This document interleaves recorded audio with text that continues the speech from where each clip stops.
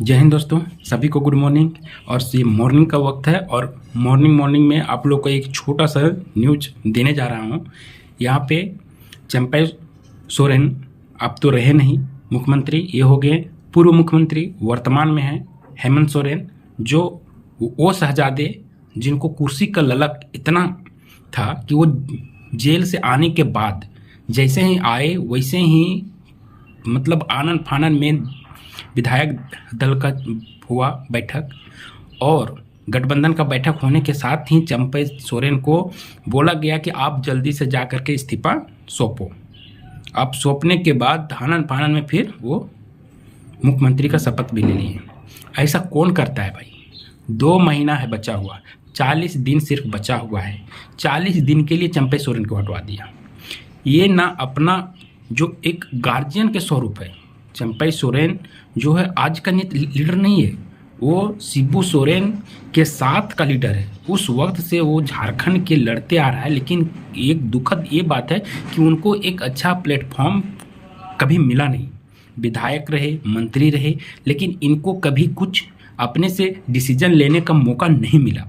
आप लोग को पता होगा कि ये वो इंसान है, जब ये जैसे ही मुख्यमंत्री का शपथ लिया था तब कुछ ऐसा डिसीजन लिया था जिसमें सभी की आंखें के फटी रह गई थी कि हाँ, चंपई दा भी ऐसा डिसीजन लेने के लिए स्वतंत्र है। लेकिन वही डिसीजन के कारण हमको लगता है कि चंपई सोरेन को अपने कुर्सी से बेदखल होना पड़ा, यही डिसीजन की वजह से, क्योंकि ये डिसीजन किसी को रास नहीं आ रहा था। और आप लोग को पता है कि जितने भी नियुक्तियां लटकी हुई थी चंपई सोरेन के कार्यकाल के दौरान, सभी नियुक्तियां में कुछ न कुछ प्रोसेस आगे बढ़ रही थी। और आप लोग को पता होगा कि जितने भी नियुक्तियां थी उसके आधार पर हर एक प्रकार का रिजल्ट भी आपको जेएसएससी के ऑफिशियल वेबसाइट पे हर एक दिन कुछ न कुछ मिलता ही जा रहा था सभी के लिए। लेकिन आप अब देखिए कि जैसे ही सत्ता का परिवर्तन हुआ, जैसे ही शहजादे बैठे, वैसे ही फिर वही जैसे राहुल गांधी करते हैं वही इनका कहानी स्टार्ट हो गया। राहुल गांधी भी कि उनका भी लंबा फेंकना है, इसका भी वही लंबा फेंकना है। फिर से वो कहानी फिर से हम लोग को सुनने को मिलने लगा है।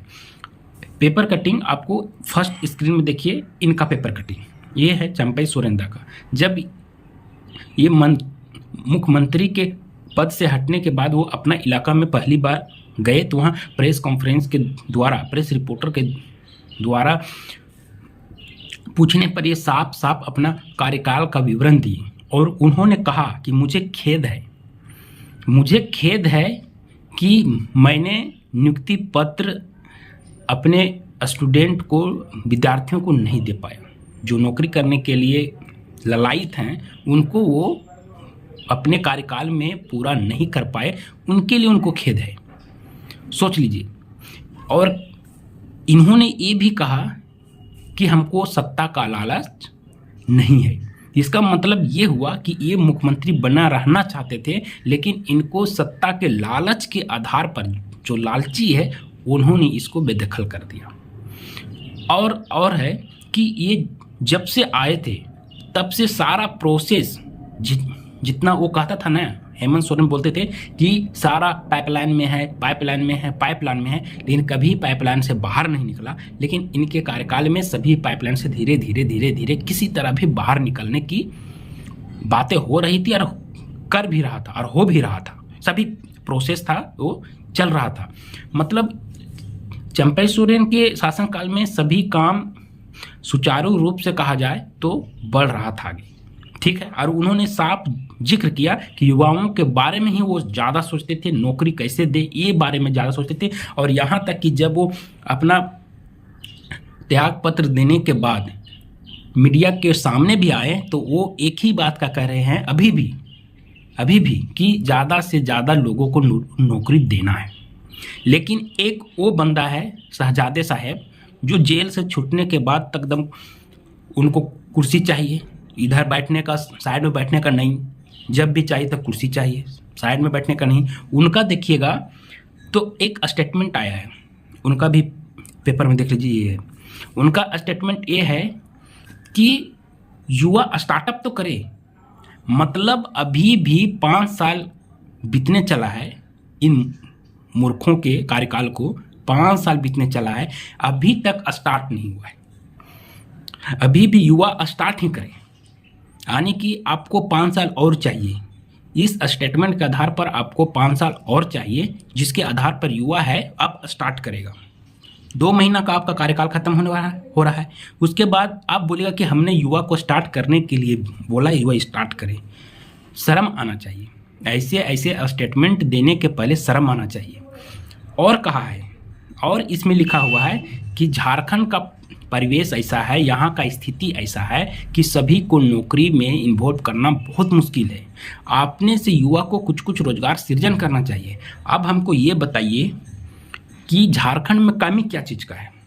यहाँ पे न खनिज का कमी है, न और कुछ का कमी है।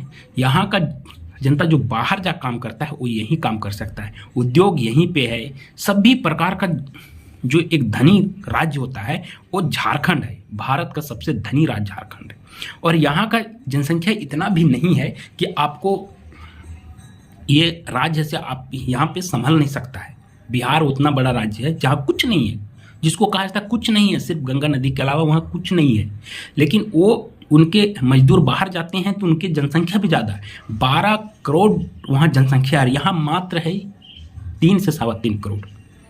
आप सोचिए ये जनसंख्या, और उतना जनसंख्या है जहाँ पे खनिज का अंबार है, उद्योग है, कितने प्लांट हैं।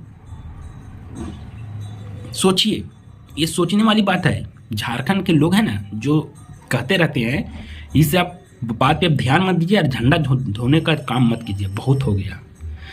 वो कंपनी के बारे में खुद जिक्र किया, HEC, बोकारो स्टील प्लांट, ये सब में खुद जिक्र किया। तो भैया वो सब में आप रिक्रूटमेंट कितना करवाए हैं, और वो कंपनी में जितने भी वर्कर हैं वो कहाँ के हैं, इसको फाइंड आउट करिए पहले, तब आपको दूध का दूध पानी का पानी नज़र आएगा।